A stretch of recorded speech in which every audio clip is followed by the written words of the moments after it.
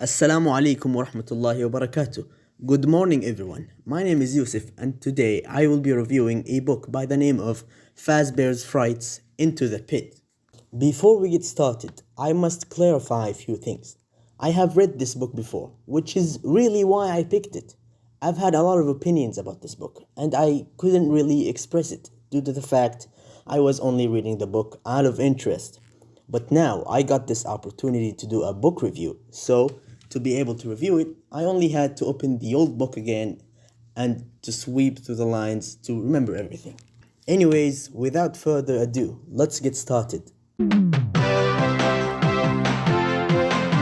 This book was written by an indie game developer named Scott Cawthon, who's famous for creating the most popular horror game franchise, Five Nights at Freddy's.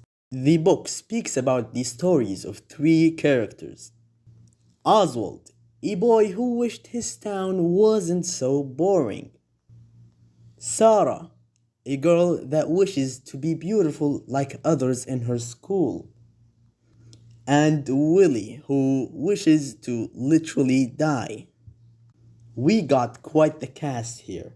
I have just noticed, this book has a weird warning on the back that goes like, "Readers beware, this collection of terrifying tales is enough to unsettle even the most hardened FNAF fans." Oh no, I am shaking. The book begins with the story of Oswald. Oswald was a kid who wished that his life was less boring. He lives in a poor old town and all of his friends moved out after school except for him. His dad, after seeing his son bored as hell, recommends him to go to the old pizzeria right next to the school. Oswald reluctantly agrees and starts going to the pizzeria regularly. One day, when he was having fun in the pizzeria, he found a roped-off ball pit. He, despite it being roped off, decides to go jumping into the ball pit.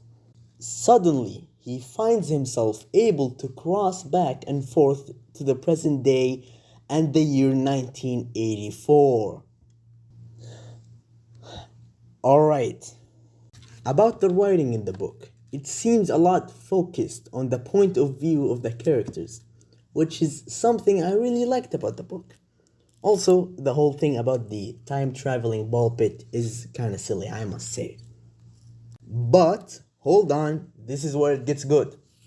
So, at one point, Oswald travels back in time using the ball pit.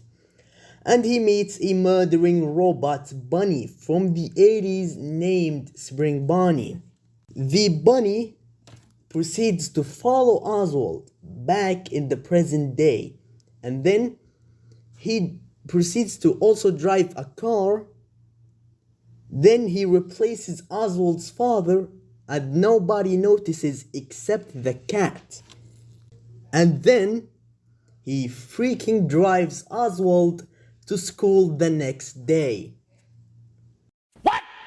Let me say that again in case you didn't get that.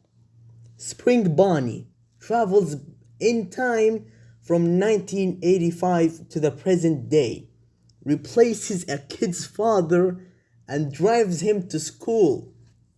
And that's it. That's it. That's the first story. I'm not even going to act serious.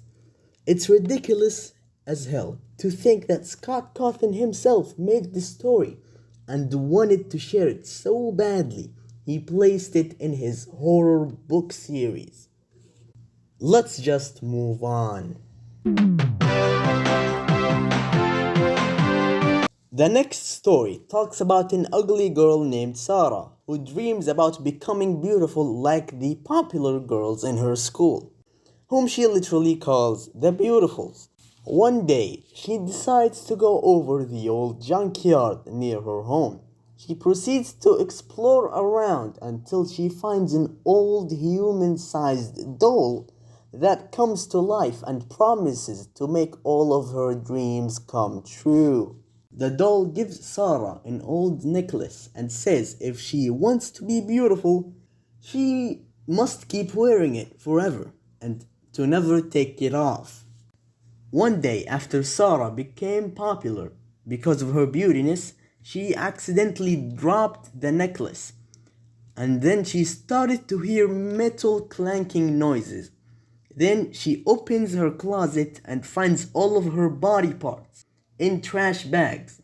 Shocked, she looks at the mirror and finds herself made out of metal junk, and then she dies.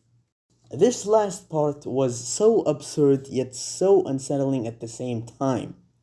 I have to say, that was a really well done scene. That's really all I have to say about this story.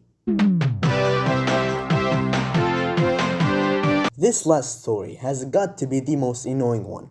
It talks about this girl named Millie, who's an emo girl who hates her family, friends, and everything except for death. Yep, this girl's literal dream and ultimate wish is to die. The story starts by introducing Millie and talking about how much she mistreated her family and everyone she knows.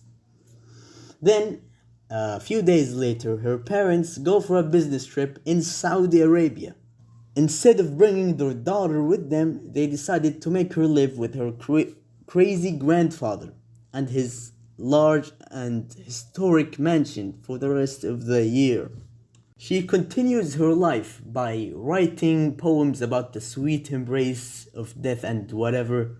But then one day she gets locked in a room with a robot named Funtime Freddy, who her grandfather has apparently salvaged from a scrap yard. And then Funtime Freddy proceeds to taunt her in French. Then he cuts her head off. We have reached the end of the book, and my final review out of 10 is a strong 5. Personally, I think everything I ever said about the book I have already said, and there's no reason to say it again. So yeah, I guess that's all. And as a hardened FNAF fan, was I unsettled? No.